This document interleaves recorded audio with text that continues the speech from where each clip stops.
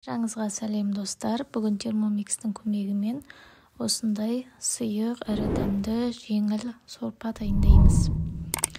Ол үшін видеоны толығымен көріп, лайк басып маған тіркеліңіздер.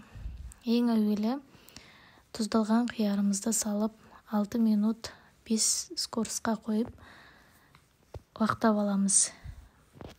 Дайын болған соң бөлек ыдысқа салып қоямыз.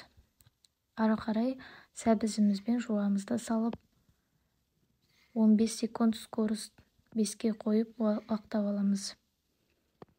Жан-жағын жинақтап, үстіне сұйық майымызды құямыз.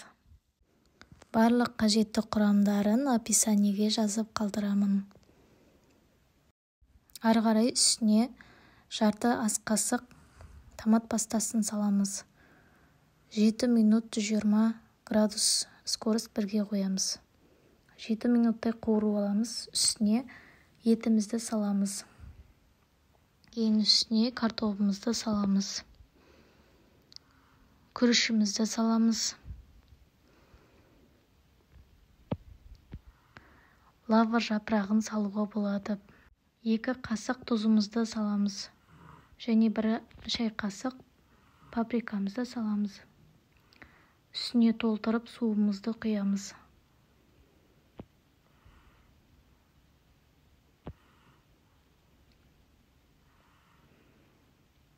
Қақпағын жауып, 30 минут 105 градус скорост 1-ге, реверс 1-ге қоямыз. Үстіне дайын болған соң, үстіне тұздалған қиярымызды саламыз. Біздің сорпамыз дайын, ас болсын.